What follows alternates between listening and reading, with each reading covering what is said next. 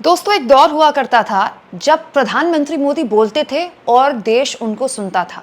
उनकी हर बात को सीरियसली लिया जाता था। मुझे याद है 2014 के बाद ऐसी लहर थी देश में कि अगर सोशल मीडिया में गलती से पीएम के खिलाफ कोई लिख दे तो ऐसी ऐसी गालियां पड़ती थी कि किसी की हिम्मत नहीं होती थी लिखने की। आज हालत यह है कि मोदी जी पर मीम्स बनते हैं।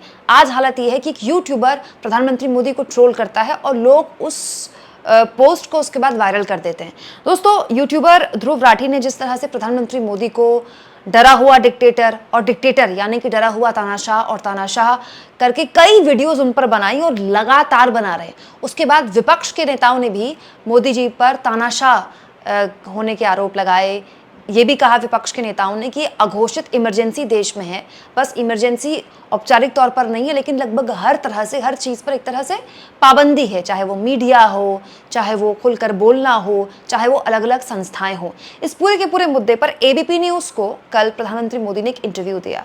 हालांकि इस इंटरव्यू से क्या ही निकल कर आता है तो आप जानते ही हैं, मतलब न्यूज़ चैनल्स के इंटरव्यूज़ तो अब मजाक का पात्र बन गए, लेकिन फिर भी एक जवाब था जिसको सुनकर मुझे ऐसा ख्याल आया, मुझे ऐसा लगा कि शायद मोदी जी, ध्रुव राठी और ऐसे तमाम विपक्ष के लोग, ऐसे तमाम सिविल सोसाइटी के लोग, ऐसे तमाम आज़ाद नागरिक जो कि आज़ाद सोच वाले हैं, जो मोदी जी पर तानाशाह होने का आरोप लगाते हैं, तानाशाही करने का आरोप लगाते हैं, मोदी जी ऐसा लगता है उनको जवाब दे रहे हैं।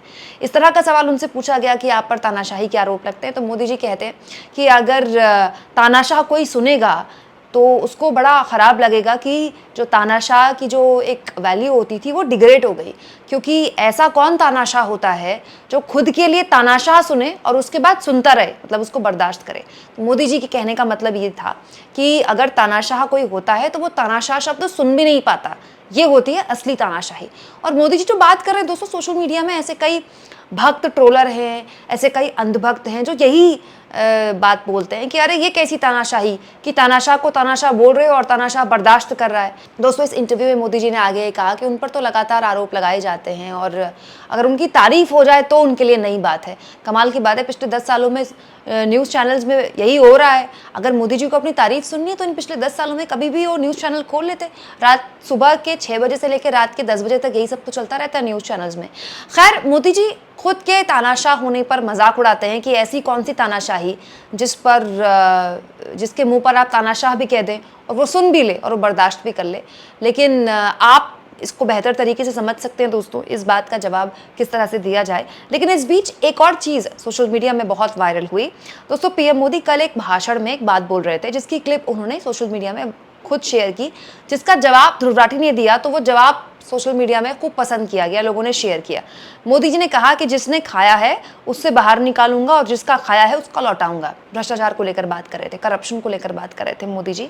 इसके जवाब में ध्रुव राठी ने कमेंट बॉक्स में जाके जो बात बोली वो हो गई सोशल मीडिया में वायरल। ध्रुव राठी लिखते हैं, यानी आप हलाल बुफेलो बीफ कंपनी का चंदा लौटाने वाले हैं। जिन कंपनी की दवाई ड्रग टेस्ट में फेल हो रही थी उनसे लिया हुआ चंदा लौटाने वाले हैं। सही है, इस तरह का पैसा आपको लौटा देना चाहिए।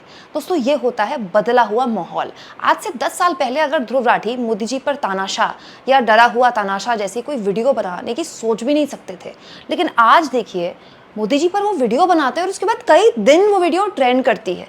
इसे कहते हैं बदला हुआ माहौल, जो मोदी जी शायद नहीं भांप पा रहे हैं, शायद गोदी मीडिया नहीं भांप पा रही है या फिर ना भांप पाने का ड्रामा हो रहा है, लेकिन ये तो सच है ना कि माहौल पूरी तरह से बदल चुका है।